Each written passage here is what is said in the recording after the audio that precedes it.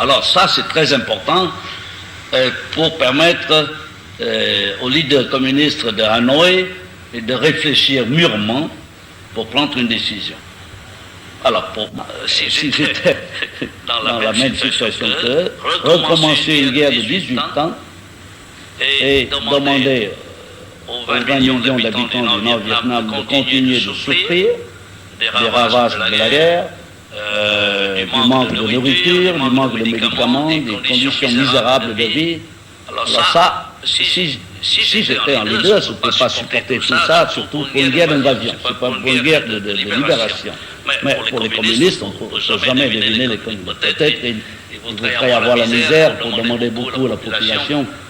Surtout la guerre entretient le régime. La misère de la population conserve le régime. Alors combien de temps peut durer cette période de réflexion, à votre avis? De réflexion pour les communistes? Mais ils auraient dû déjà réfléchir et prendre une décision, même s'ils ne le disent pas. Est-ce que vous n'avez pas le sentiment qu'ils sont hésitants sur la conduite à suivre actuellement? Ils sont hésitants sur la conduite à suivre actuellement parce qu'ils sont divisés parmi eux-mêmes. Une faction pro-vert, une faction pro-paix, une faction pro-chinois, une faction pro-russe. Ça s'était passé même il y a plusieurs années.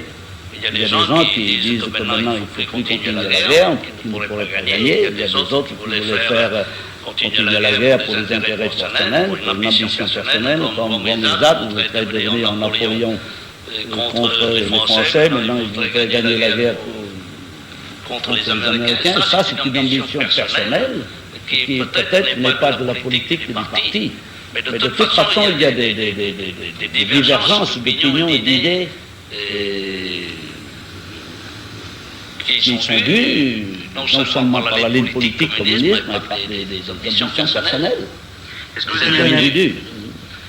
que vous avez l'impression qu'il y a une différence ici entre les communistes du Sud et les communistes du Nord? Je crois que dès le début, les communistes du Sud ont été très innocents et ils se laissent dominer et tirés par le bout du nez par les communistes du Nord. Certainement, les communistes du Nord, ils font la guerre et ils voulaient bien utiliser les communistes du Sud comme leurs outils. C'est une façade, c'est un camouflage, surtout avec l'appellation du Front de libération du Vietnam. Mais c'est le but des communistes du Nord, dont les communistes du Sud ne sont qu'un objet camouflé, un outil camouflé. Parce qu'on a le sentiment, surtout, il y a le sentiment que les communistes du Sud, les gens du Sud, surtout dans la maquille, ils ne sont pas aussi libéraux et démocratiques comme ici, et les gens du Sud, dans le fond, certainement, ils ne sont pas très contents de l'attitude arrogante et l'esprit dominateur, l'esprit même des chefs, de maître des gens du Nord. Parce qu'on a le sentiment depuis la signature des accords de Paris que le cessez-le-feu n'arrive pas à s'appliquer. Pourquoi? Parce que les communistes ont violé le cessez-le-feu. C'est la seule raison. C'est la principale. Pour quelle raison, à votre avis, qu'ils violent le cessez-le-feu? Est-ce qu'ils ne le respectent pas? Mais ils l'ont dit depuis longtemps, ils l'ont dit même avant octobre, lorsqu'ils pensaient que les accords de paix devraient être signés le 27 octobre. Ils ont issu les directives jusqu'aux 4 communistes du village, disant qu'il faut profiter de la période minuit, mi-jour, après le cessez-le-feu, parce qu'en ce moment-là, la Commission internationale de contrôle ne peut pas venir, il ne serait pas en place. Il faut profiter pour avoir plus de population, plus d'hameaux. Alors c'est ce dont ils ont besoin. Les hameaux et la population pour avoir les votes. Alors certainement, ils devraient appliquer la même tactique, les mêmes directives, après que les accords aient été signés en janvier. Oui, ça fait un mois, même plus d'un mois maintenant. Or, ça continue. Ça continue parce qu'ils veulent toujours avoir de la population et des hameaux.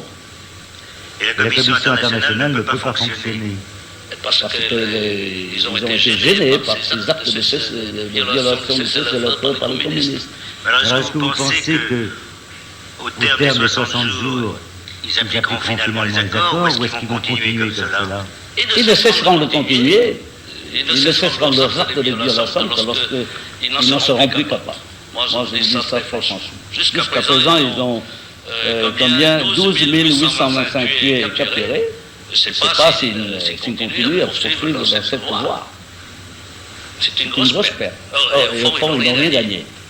Est-ce que vous pensez que les conversations bilatérales de Paris vont permettre d'éclairer le climat? Oui, je crois. Oui, mais je crois que quand les deux parties s'assoient à une table de conférence pour traiter